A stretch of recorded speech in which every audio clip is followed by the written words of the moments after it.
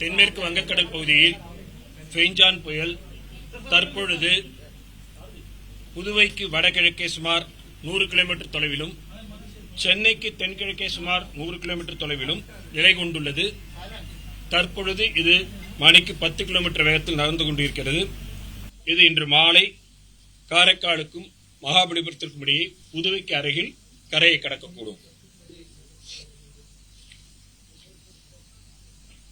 கனமழை எச்சரிக்கை பொறுத்தவரையில் அடுத்து வரும் 24 மணி நேரத்திற்கு திருவள்ளூர், சென்னை, காஞ்சிபுரம், செங்கல்பட்டு, விழுப்புரம், புதுச்சேரி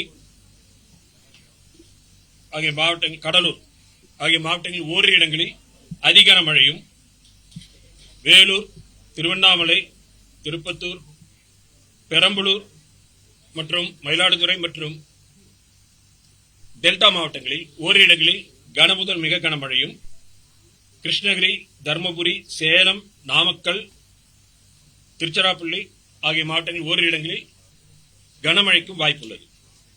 நாளை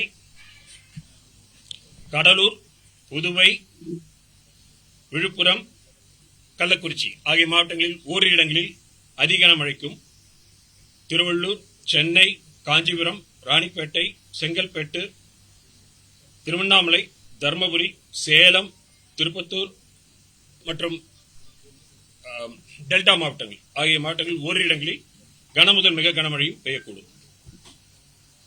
2ஆம் தேதி மேற்கு தொடர்ச்சி மலையை ஒட்டியுள்ள நீலகிரி, கோவை, ஈரோடு, திருப்பூர், திண்டுக்கல் ஆகிய மாவட்டங்களில் ஓரிரு இடங்களில் கனமுதல் மிக கனமழையும், கிருஷ்ணகிரி, திருப்பத்தூர், தர்மபுரி, சேலம், நாமக்கல், கரூர், திருச்சி, மதுரை ஆகிய மாவட்டங்களில் ஓரிரு இடங்களில் கனமழைக்கும் வாய்ப்புள்ளது.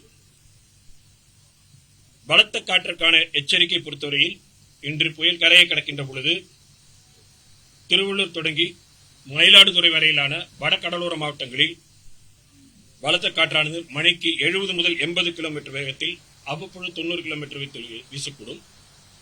வேலூர், திருப்பத்தூர், கள்ளக்குறிச்சி, பெரம்பலூர், தஞ்சாவூர், புதுக்கோட்டை, திருவாரூர், நாகப்பட்டினம் ஆகிய மாவட்டங்களில் பலத்த காற்றானது மணிக்கு 50 முதல் 60 கிலோமீட்டர் வேகத்தில் அவ்வப்பொழுது 70 கிலோமீட்டர் வேகத்தில் வீசக்கூடும்.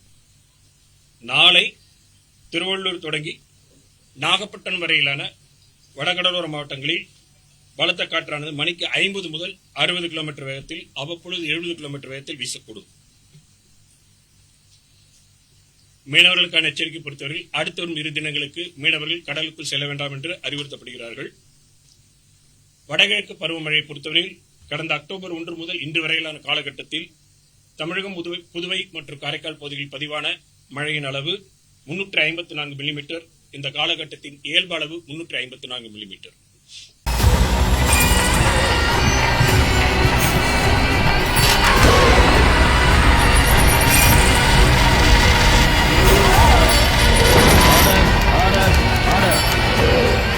குற்றங்களின் மறுபரிமாணம் நிகழ்தகவு நமது நியூஸ் தமிழ் தொலைக்காட்சியில் விரைவில்.